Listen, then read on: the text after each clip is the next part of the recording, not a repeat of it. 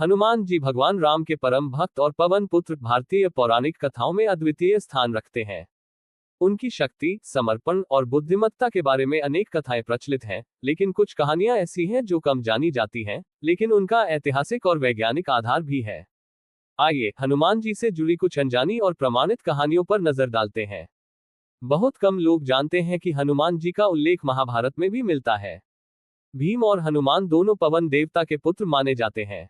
महाभारत के एक प्रसंग में जब भीम अपने बल के घमंड में थे, तब हनुमान जी ने वृद्ध वानर का रूप धारण करके उन्हें अपने पूंछ के माध्यम से सबक सिखाया।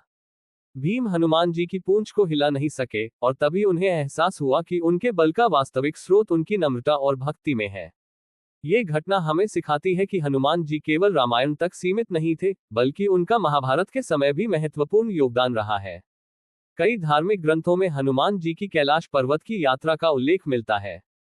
एक कथा के अनुसार जब भगवान राम ने लंका विजय के बाद भगवान शिव का आशीर्वाद प्राप्त करने के लिए हनुमान जी को कैलाश भेजा, तो उन्होंने पूरे पर्वत को अपनी शक्ति से उठाकर लंका पहुंचाया। इस घटना को प्रतीकात्मक रूप से भी देखा जाता है, जहां हनुमान जी की शिव भक्ति और उनके अद्वितीय बल का उल्लेख है। वैज्ञानिक दृष्टिकोण से कैलाश पर्वत और उसके आसपास के क्षेत्र के बारे में कई रहस्य अभी भी अनसुलझे हैं, जो इसे एक विशेष स्थल बनाते हैं। हनुमान जी को बचपन में सूर्य देवता को निगलने की कथा रामायण में वर्णित है। लेकिन एक कम जानी मानी कथा ये भी है कि हनुमान जी ने सूर्य देव से शिक्षा प्राप्त की थी। जब हनुमान जी को अपनी शक्ति और बुद्धिमत्ता की आवश्यकता महसूस हुई, तो उन्होंने सूर्य देव से ज्ञान की प्राप्ति की। ये कथा उस समय की अद्भुत शिक्षा पद्धति का भी वर्णन करती है, जहां आकाशीय शक्तियों से संवाद करना और उनसे ज्ञान प्राप्त करना संभव था। सूर्य देव ने हनुमान जी को वेदों और अन्य शास्त्रों का ज्ञान दिया, और उनके अनुशासन और समर्पण से प्रभावित हुए। जब लक्ष्मण मूर्छित हो गए थे, तो हनुमान जी को संजीवनी बूटी लाने के लिए भेजा गया था।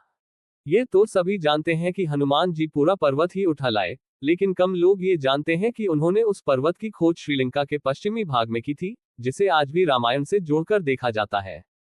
आधुनिक भूगर्भीय और वनस्पति वैज्ञानिकों ने श्रीलंका के कुछ हिस्सों में विशेष औषधीय पौधों की खोज की है, जो संजीवनी बूटी के समान माने जाते हैं।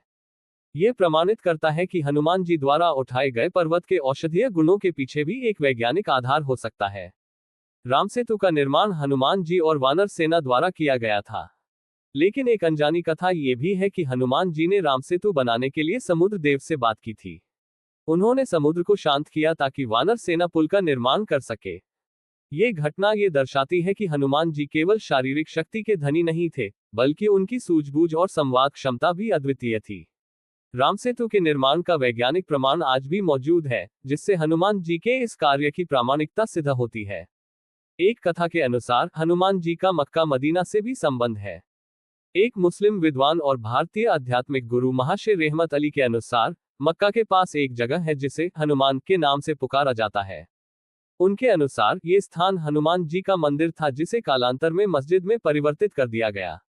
हालांकि इस कथा के कोई ठोस पुरातात्विक प्रमाण नहीं है, लेकिन ये कथा ये दर्शाती है कि हनुमान जी की महिमा और उनके अस्तित्व को न केवल हिंदू धर्म बल्कि अन्य धर्मों में भी माना गया है। हनुमान जी के अमरत्व की कथा सबसे प्रसिद्ध है। जब रामायण समाप्त हुई और भगवान राम अयोध्या लौटे, तो उन्होंने हनुमान जी को आशीर्वाद दिया कि वह इस पृथ्वी पर तब तक रहेंगे जब तक यहाँ राम का नाम लिया जाएगा। यह मान्यता है कि हनुमान जी आज भी जीवित हैं और भक्तों की रक्षा करते हैं। कई संतों और साधुओं ने हनुमान जी के दर्शन की कहानियां भी बताई हैं, जिससे उनके अमरत्व की पुष्टि होती है। भारत के कई हिस्सों में हनुमान जी के जीवित होने की कहानियां प्रचलित हैं,